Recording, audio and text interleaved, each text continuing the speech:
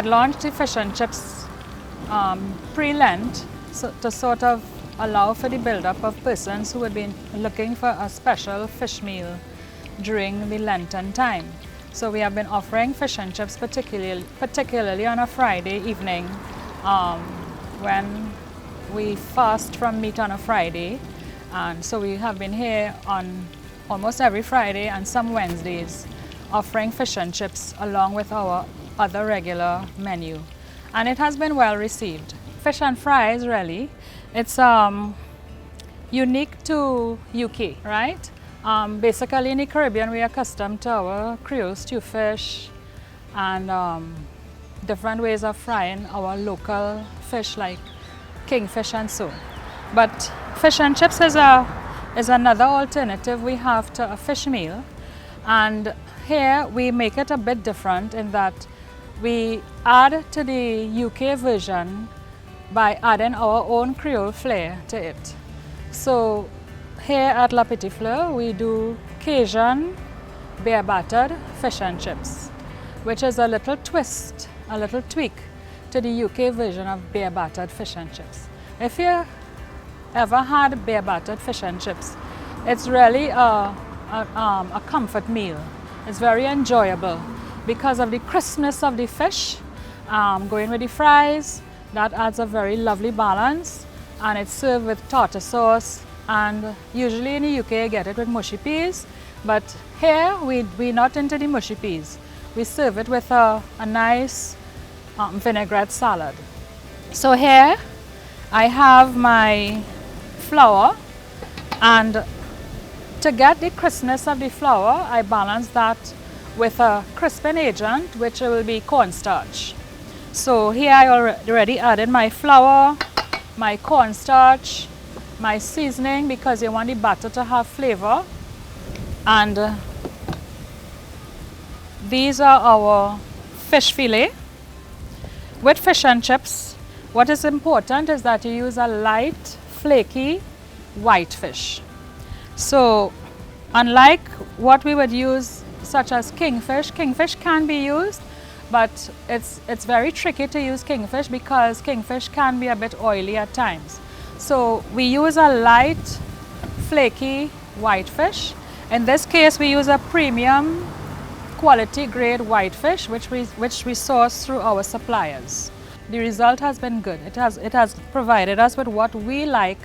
The flakiness, it's not a moist fish. We have to avoid using oily or very moist fish when we're doing fish and chips because you want to get that crisp texture at the end of the product.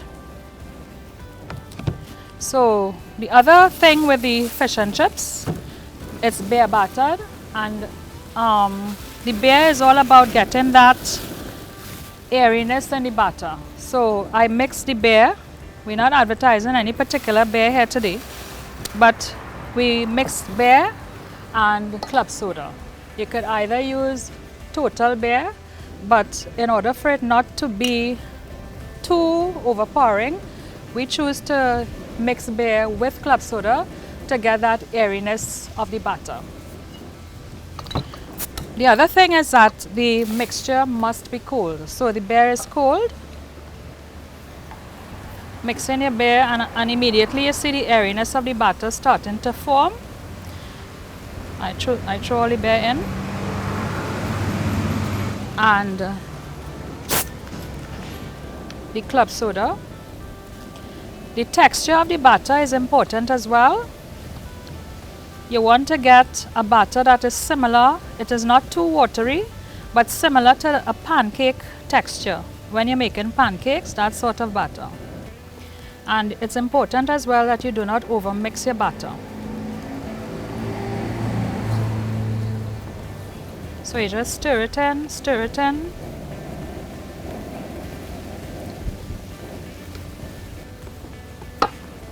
Just add a little more because I want to get that texture. It's important that it's not too runny.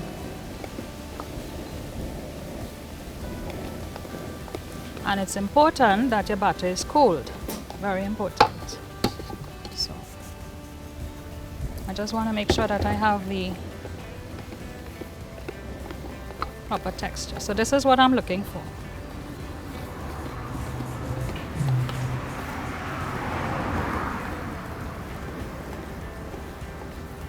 Right, so this is not, it's not too runny, and it has, you see the bubbles and so.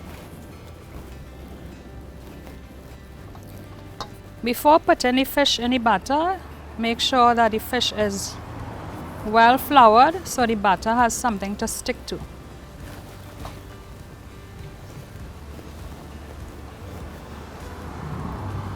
So we flour up our fillets. Make sure that they are dry, because at the end of the day, you want, at the end of the cooking, you want a crisp fillet of fish. Now for the oil, we're ready to fry.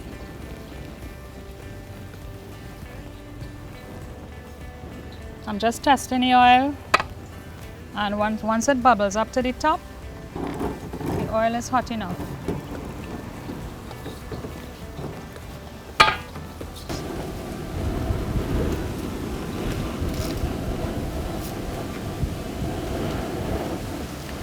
So the fish is well floured.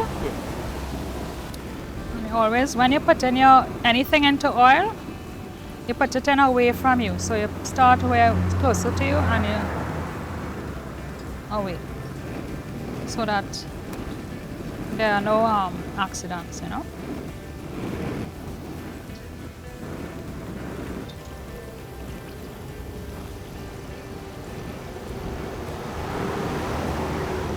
Now once the fish is starting to cook, it floats up to the top, and we flip it, and it's getting nice and golden.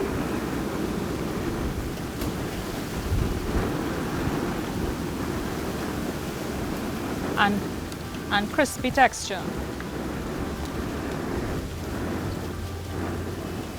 So you see how lovely it gets, golden, crisp fish fillets. It looks just like the real deal. So I'll take it out to show you. You can actually see the crispness of the fish, of the batter, that tempura-like look of the batter, which identifies the crispness of the fish fillet.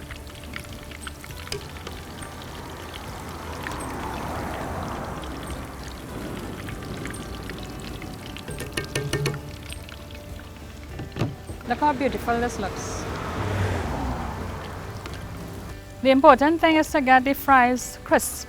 So the secret of crisp fries is that the oil must be extremely hot. So we leave the oil to bubble and get hot, and then put in the fries quickly.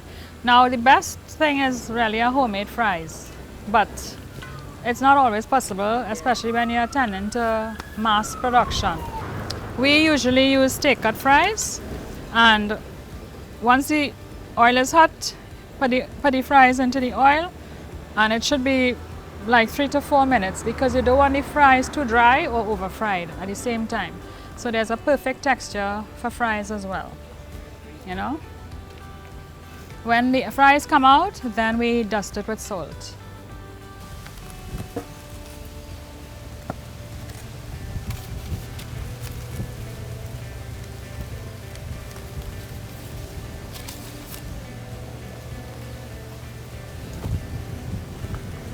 Fish and chips ideally should be eaten hot. We give a nice balanced salad. We pickle red cabbage and pickled carrots. Similar. Yeah. So we give that, you know. We have a homemade tartar sauce that we make in-house.